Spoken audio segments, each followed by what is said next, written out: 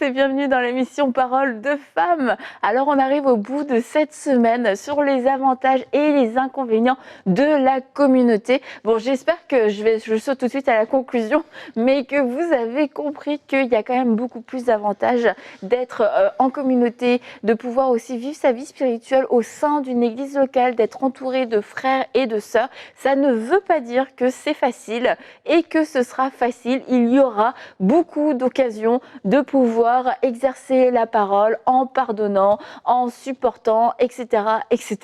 Ça va arriver, mais pourtant ça en vaut vraiment, vraiment la peine. Alors j'espère que le Seigneur a pu vous rassurer, vous réconforter, mais aussi vous guérir si vous aviez eu des expériences douloureuses, des mauvaises expériences dans le passé, que ce soit peut-être au niveau de votre famille, au niveau de relations avec des frères et sœurs ou dans l'église locale, et que dans cette semaine, au cours de cette semaine, vous avez pu prendre la décision de prendre un nouveau départ et d'à nouveau faire confiance, à nouveau pouvoir rejoindre une église, pouvoir à nouveau rejoindre aussi un groupe dans votre église, parce que peut-être que vous assistez à la grande réunion, mais les groupes plus petits, à chaque fois vous dites je suis pas sûre, parce que c'est là où je peux, les gens pourraient me connaître plus et c'est là où je pourrais m'attacher et éventuellement être déçue. En tout cas, je crois que le Saint-Esprit a commencé une bonne œuvre en vous. Et on termine cette semaine de façon plus pratique.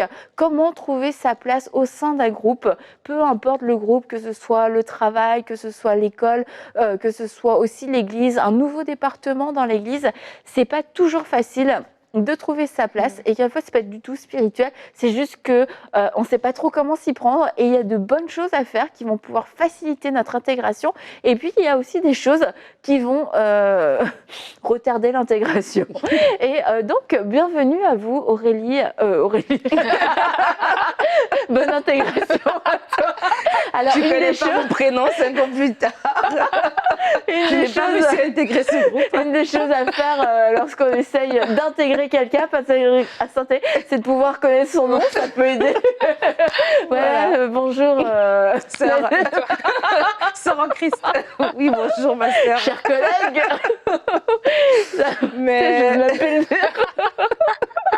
Mais ce que tu dis, c'est important parce qu'en fait, c'est vrai que ça peut être difficile d'intégrer un groupe, être le nouveau, le petit nouveau, quelque part, que ce soit au travail, que ce soit au niveau, même dans une famille, on vient de se marier, que ce soit au niveau de l'église, d'un département, ça peut être difficile. Moi, je me rappelle quand j'étais ado, mes parents ont eu la brillante idée, et je les bénis, de déménager à ma dernière année de secondaire. Donc, j'avais fait tous les 4 ans, il me restait la dernière année, et là, je veux déménager. Et donc, je devais aller dans une nouvelle école avec des gens que je ne connaissais pas, évidemment. Et pendant l'été, j'ai lu des magazines sur comment intégrer le groupe. C'est vrai? Oui, vraiment, je voulais me préparer pour ne pas être prise de court. Oh, wow. Et il y avait des petits trucs comme ça qu'on t'apprenait à faire, de s'intéresser aux gens, etc. Et je crois que se préparer aussi, se disposer, être intentionnel, comme tu vas me dire ce mot-là, dans notre... Tu n'aimes pas ce mot-là, en fait.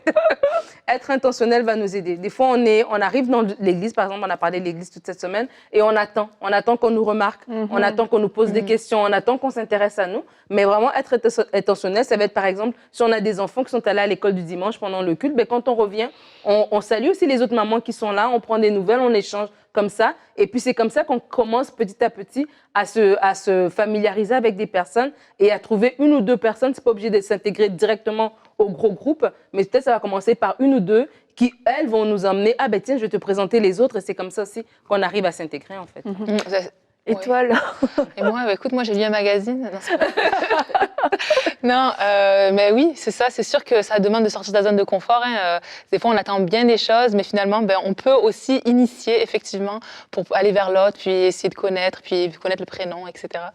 Et je pense que ce qui est vraiment important aussi, c'est d'oser être soi-même, d'être vraiment soi-même, parce que je réalise que des fois, on veut appartenir à un groupe, mais on ne sait pas trop comment agir. Est-ce que je peux vraiment être moi-même? Est-ce qu'on va m'accepter tel que je suis? Est-ce que je peux me permettre de dire quelque chose, puis peut-être que les gens vont pas rire, mais c'est pas grave. Et voilà, je pense que c'est vraiment important déjà de commencer en disant, moi j'arrive, peu importe où je vais arriver, que ce soit l'école, le travail, l'église, je vais être moi-même. Et déjà, je pense que ça donne une paix déjà en nous, parce qu'on sait qu'on est authentique en fait, avec nous-mêmes et avec les autres. Et c'est vrai qu'aussi des fois, lorsqu'on n'est pas nous-mêmes, les gens le ressentent aussi. Donc des fois, ça peut aussi, il y a quelque chose que je sens pas avec cette personne.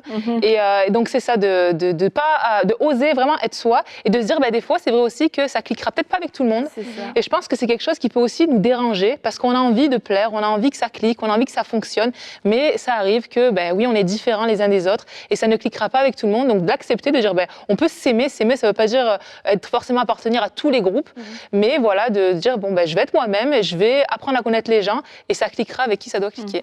Et c'est vrai que c'est pas forcément évident. Il y a peut-être des gens pour qui c'est plus naturel d'aller vers les autres, de trouver des sujets de conversation, quelque chose qui va faire le pont. Mais pour d'autres personnes, c'est vraiment moins évident et ça peut devenir même un stress en fait, de dire je vais aller dans un nouveau groupe, rencontrer des nouvelles personnes. À nouveau, je vais pas savoir quoi dire, je vais pas savoir comment faire. Et puis le stress va nous rendre encore plus maladroits. Et puis on va dire tout ce qu'il faut pas dire, faire tout ce qu'il faut pas faire. Donc c'est pour ça qu'aujourd'hui on veut vous aider. Bon, moi je dis ça, mais par exemple, je ne sais pas si je l'ai déjà dit, mais j'ai jamais compris pourquoi. Aidez-moi. Bon, maintenant c'est trop tard, ça ne m'arrivera plus ce genre de choses. Mais les parents d'école, les parents à l'école, moi tous les ans, j'amenais Eden à l'école. Je me dis, je sais pas, il y a des groupes de mamans, je vais m'intégrer dans un groupe, je sais pas, je vais rencontrer quelqu'un, on va au moins se dire bonjour, boire un café, ça va arriver dans l'année. Non, ça n'arrivait pas. Je ne sais pas pourquoi. Alors je me suis dit, peut-être je suis détestable. Mais je pense vraiment qu'il y a des choses qui font que quelquefois, tu arrives à créer un lien avec des gens et que tu sais, c'est pas forcément des relations forcément fortes, mais et puis il y a des attitudes, des choses qui font que les gens ne sont pas forcément à l'aise avec toi ou n'ont pas envie de poursuivre la conversation. Eh bien, si vous avez été à l'école de ma fille, dites-moi pourquoi vous n'avez pas poursuivi la conversation avec moi. Ça a occasionné beaucoup de remises en question. Mais tu sais, c'est dans toutes sortes de groupes et je trouve que pour beaucoup de gens quand même, quand on entend les gens, c'est toujours, il y a souvent ce petit stress. Où est ma place? Est-ce que j'ai quelque chose à apporter? Et est-ce que j'ai vraiment une place?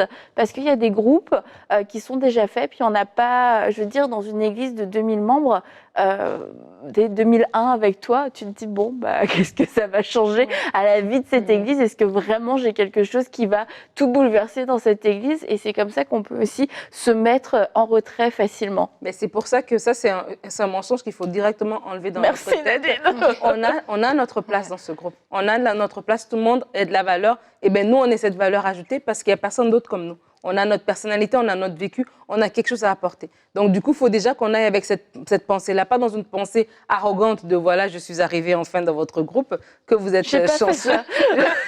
Je crois pas, j'espère pas. Mais vraiment d'avoir cette disposition de cœur pour ne pas être avec un sentiment de rejet. Je ne parle pas de toi, je parle en général, pour ne pas avoir un sentiment de rejet. Et tout de suite, si la première journée, voilà, on n'a pas cliqué avec quelqu'un, se dire non, je n'ai pas ma place ici. Que ce soit au travail, que ce soit à l'église, si on se dit on a notre place. Et après, si on est introverti, parce que aussi, ça dépend des personnalités. Peut-être les gens qui sont plus extravertis, c'est plus facile pour eux aussi d'arriver. Et de comme ça, il y a des gens qui ont la conversation facile, qui sont, voilà, ils ont du charme en fait. Ils sont vraiment gentils dans leur manière d'être. Et donc, du coup, ils attirent facilement et c'est facile pour eux. Mais quand on est plus introverti, plus réservé, de cibler une personne, de cibler une activité. Peut-être une activité dans laquelle on se sent à l'aise. Exemple, à l'église, vous êtes inscrit dans le groupe de ménage. C'est une activité. Alors, quand vous êtes en train de faire l'activité, passe-moi le savon, passe-moi le balai, on commence à se parler. Les enfants.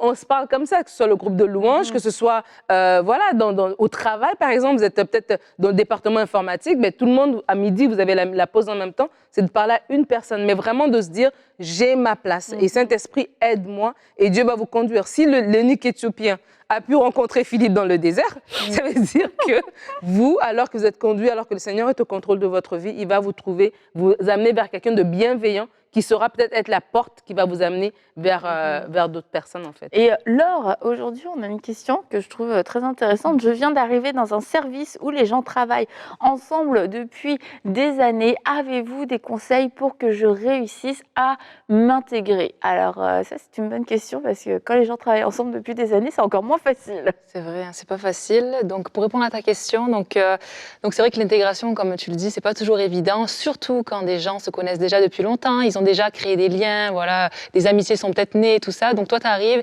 et tu veux t'intégrer forcément. C'est ton nouveau lieu de travail et c'est normal.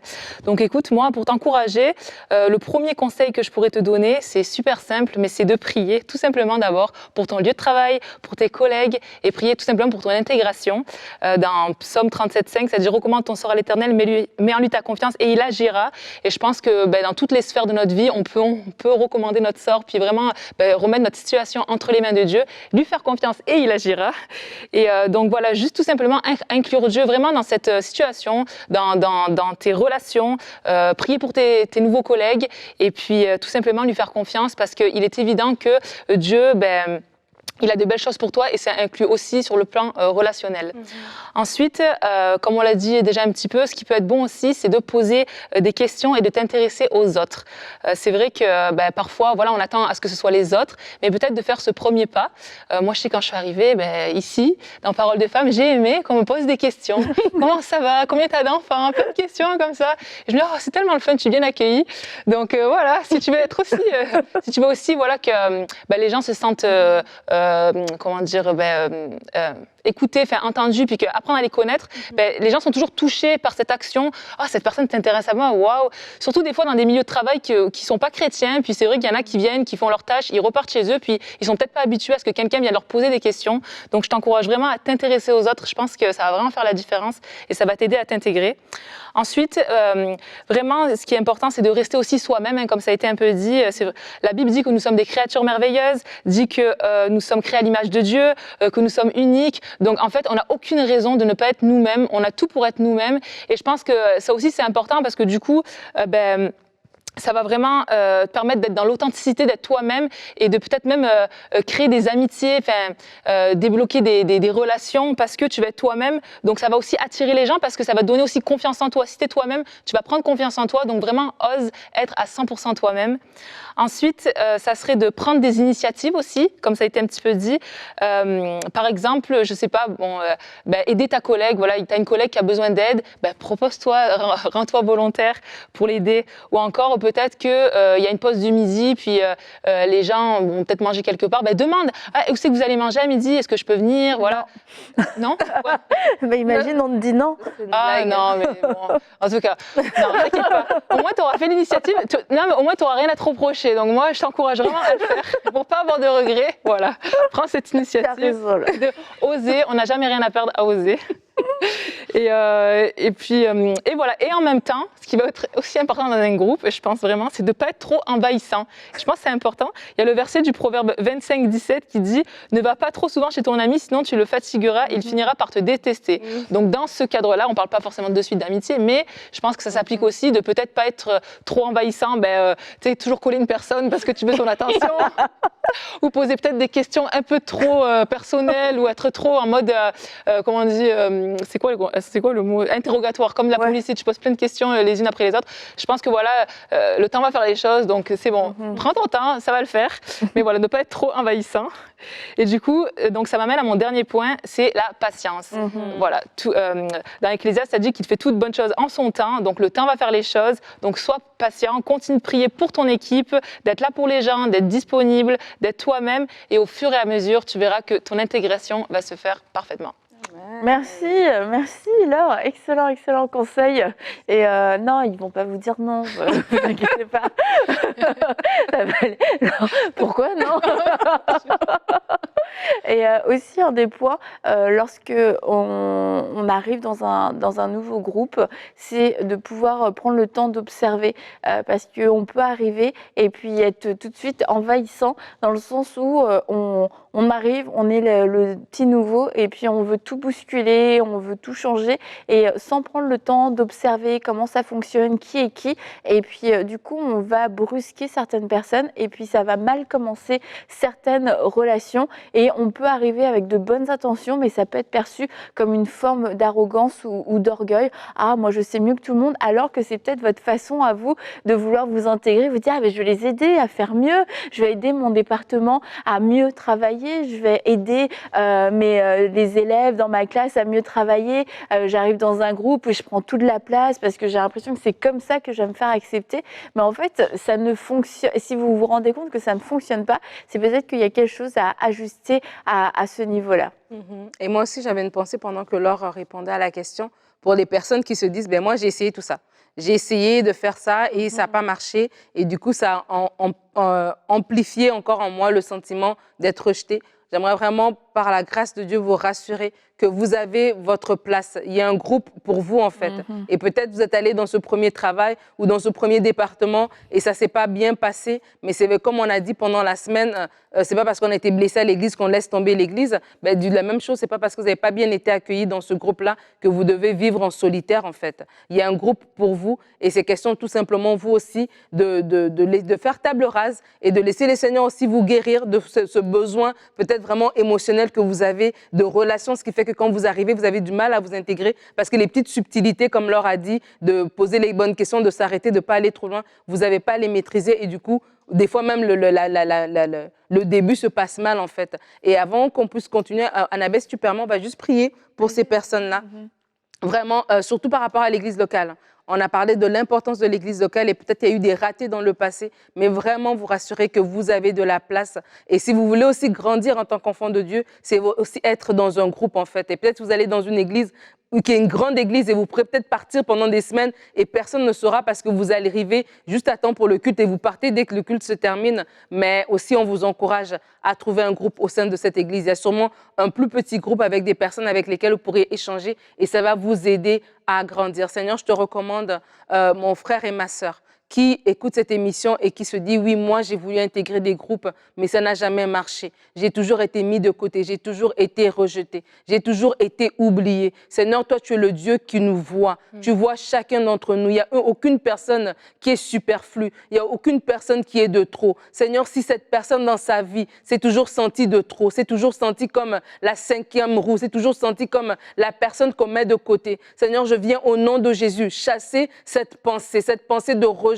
cette pensée d'inutilité qui l'accompagne. Seigneur, merci parce qu'aujourd'hui, ses yeux s'ouvrent sur sa vraie valeur, sur ce que tu as mis en elle, sur le fait qu'elle est unique, qu'elle est belle, qu'elle a de l'importance et de la valeur, elle a de l'intelligence, elle a de la créativité et elle est une valeur ajoutée dans le groupe dans lequel elle arrive. Elle n'est pas de trop, elle n'est pas un cheveu sur la soupe, mais elle est une valeur ajoutée. Merci Seigneur parce que maintenant, autour d'elle s'élèvent des personnes bienveillantes et accueillantes qui sauront l'accueillir de la bonne manière, lui donner le temps, être patient envers elle aussi, la pardonner ses ratés. Merci Seigneur, parce qu'elle va trouver dans l'église locale un groupe dans lequel évoluer et s'épanouir. Merci Seigneur, parce que nous sommes une famille. Cette communauté francophone, cette communauté chrétienne est une famille spirituelle. Et merci Seigneur, parce qu'aucun de tes enfants, aucun ne se sent seul ou ne se sent rejeté. Parce que comme tu l'as dit, Seigneur Jésus, tu es avec nous tous les jours jusqu'à la fin du monde. Merci pour la grâce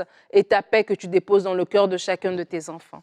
Amen. Amen. Amen. Amen. Que votre cœur soit guéri, que votre cœur soit apaisé parce que oui, il y a une place pour vous. Et il arrive aussi que, bien quelquefois, on soit dans une famille, on soit dans un groupe où on ne se sent pas compris, mais parce qu'on n'a pas encore trouvé ces personnes qui vont nous accepter tels que nous sommes. Et comme Nadine l'a dit, eh bien, je crois que oui, par la grâce de Dieu, il y a des nouvelles personnes qui vont vous comprendre, qui vont vous aimer sincèrement pour qui vous êtes et avec qui vous n'aurez pas besoin de forcer, vous n'aurez pas tout le temps cette sensation que vous devez être quelqu'un d'autre, que vous devez faire plus ou que vous devez faire moins, mais que tel que vous êtes aimé, vous êtes apprécié, vous êtes accueilli et je crois que oui, ça arrive. Amen. Et on parlait de trouver sa place, quelquefois on ne sait pas ce que ça va pouvoir changer, se dire franchement qu'est-ce qu'est-ce que moi, ma présence va apporter. Et c'est quelque chose aussi qu'on a entendu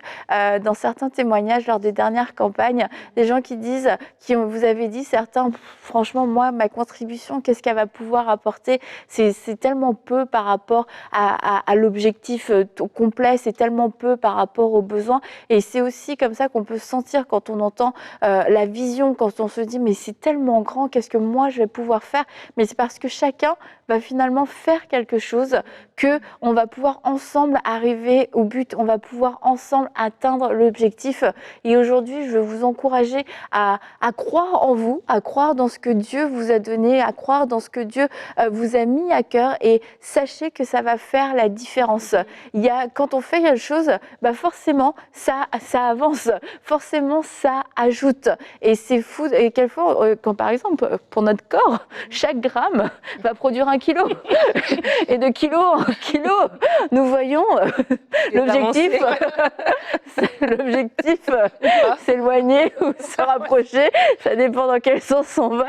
Mais chaque gramme va faire la différence au final. Et on peut le voir de façon, c'est une évidence, mais quelquefois dans notre contribution pour le royaume de Dieu, on a vraiment l'impression qu'on va être insignifiant et que nous, notre participation, qu'elle soit financière ou au niveau de la prière ou au niveau d'un service, que c'est une goutte dans l'océan. Mais en fait, cette goutte-là, elle est importante parce que si tout le monde enlève sa goutte, on va se retrouver en sécheresse.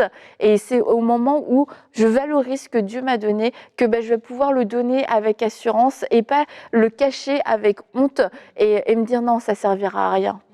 Tu sais, quand on parle de la campagne de dons, et tu le disais la dernière fois, que ce qui est cool dans les campagnes de dons, c'est que même nous-mêmes ici, alors que voilà, Michael, le board va nous présenter la campagne, nous-mêmes, on est contents parce qu'on se sent qu'on veut contribuer, parce qu'on comprend ce que EMCI est en train de faire. Et on parle ici, cette semaine, on a parlé de l'église locale. Aujourd'hui, on a encouragé les gens par rapport à s'intégrer à un groupe. Moi, je me rappelle que quand j'ai travaillé encore au séculier avant d'arriver à EMCI, j'écoutais Parole de Femmes. Et j'écoutais Parole de Femmes au travail, alors que je travaillais, j'étais en train de travailler.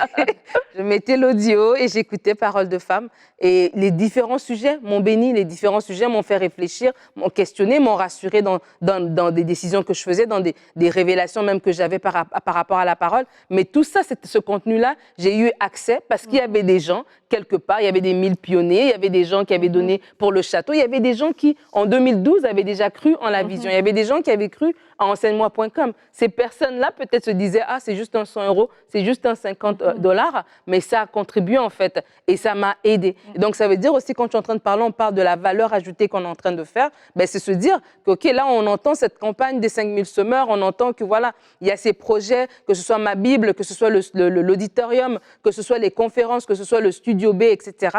Ces projets-là sont très grands, comme tu es en train de dire, mais alors que moi, je vais contribuer, alors que moi, je vais amener ma pierre à l'édifice, mais il y a toutes des personnes derrière qui vont être bénies, des personnes peut-être que vous ne rencontrez pas sur cette terre, mais quand on sera dans la Nouvelle Jérusalem, vous saurez que c'est votre contribution qui a aidé à ce qu'eux, ils puissent avoir accès à l'Évangile. Donc vraiment, on veut encourager les personnes. Nous-mêmes, on est participatifs. Nous-mêmes, on est heureux de cette campagne parce que oui, on croit que Dieu va faire des grandes choses. On prie pour le réveil. Et peut-être vous, à la maison, vous priez aussi avec nous. Oui, prions ensemble pour le réveil dans la francophonie, que ce soit pas juste dans le monde anglophone, que les gens peuvent prier à l'école, qui peuvent prier. Des fois, tu vas aux États-Unis, les gens qui peuvent prier ensemble dans un magasin, etc.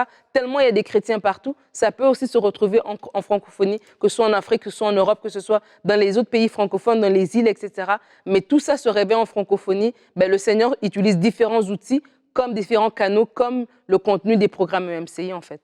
C'est ça. Puis juste pour aller dans le sens de ce que tu dis, c'est vrai qu'on l'a vu cette semaine, donc on a parlé de la communauté, on a parlé des bienfaits d'être ensemble, tout ça, puis du corps de Christ, et de voir que finalement, on peut vivre plein de choses, on peut être blessé, on peut vivre plein de choses, mais ne pas oublier le plan de Dieu, le plan global de Dieu, c'est de faire un réveil dans ce monde. Et je pense qu'on a tous la possibilité, ensemble, de faire une différence, de mettre tout ce qu'on a de côté, notre vie personnelle, nos injustices, notre vie tout court, et de se focaliser sur « Seigneur, je veux faire avancer ton royaume ». royaume? Comment je peux faire pour faire avancer ton royaume, pour faire une différence, pour participer à un projet? Et des fois, on ne sait pas comment faire. Et des fois, il y a une possibilité de se dire, peut-être que je peux me joindre. C'est pas forcément moi-même qui vais partir quelque chose, mais peut-être que je peux me joindre à un projet qui va vraiment faire une différence dans ce monde. Donc, ça de vraiment prier pour me dire, Seigneur, comment tu veux que j'intervienne? Comment tu veux que je fasse une différence? Comment tu veux que m'utiliser, Seigneur, pour vraiment faire une différence dans ton royaume? Merci beaucoup les filles, vous faites une différence pour le royaume de Dieu. Et puis Nadine, on est content d'avoir pu te bénir avant que toi-même tu puisses rejoindre cette équipe.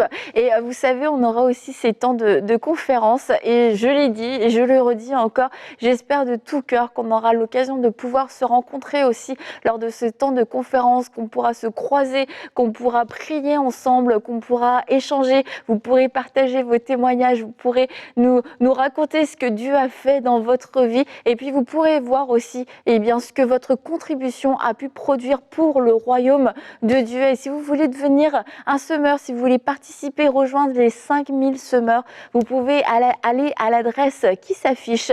Vous pouvez aussi donner en plusieurs fois, en mensualité, parce que on n'a pas forcément cette somme-là d'un seul coup. C'est plus sage pour notre budget, selon notre budget familial, les projets qu'on peut avoir, de donner, d'échelonner sur plusieurs mois. Et parce qu'un don mensuel nous permet aussi à nous de pouvoir planifier, de pouvoir budgéter pour tous les projets qu'il y a en cours. Mais ne minimisez pas votre apport, ne minimisez pas, je ne le dis plus, votre contribution. Vous avez votre place dans cette aventure. Et un grand merci encore à vous tous. Merci de croire dans cette vision qui est folle, de croire dans cette vision qui est grande, qui me dépasse, qui vous dépasse. Mais ensemble, Dieu nous a choisis pour réaliser cette vision folle qui, je crois, va porter encore beaucoup de fruits. Et je crois que sur cette terre, vous pourrez goûter une partie de cette bénédiction et que oui aussi, dans l'éternité, vous allez avoir une récompense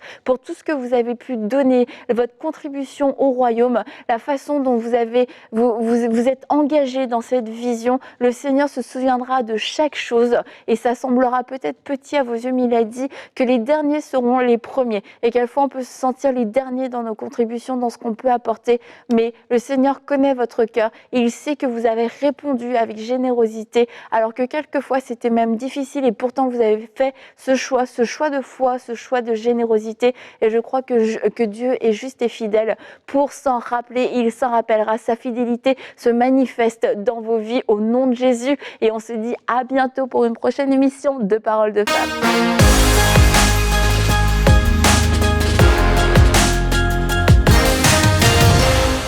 Pour faire votre don, rendez-vous sur emcitv.com/5000. Vous pouvez donner en une seule fois ou en plusieurs mensualités.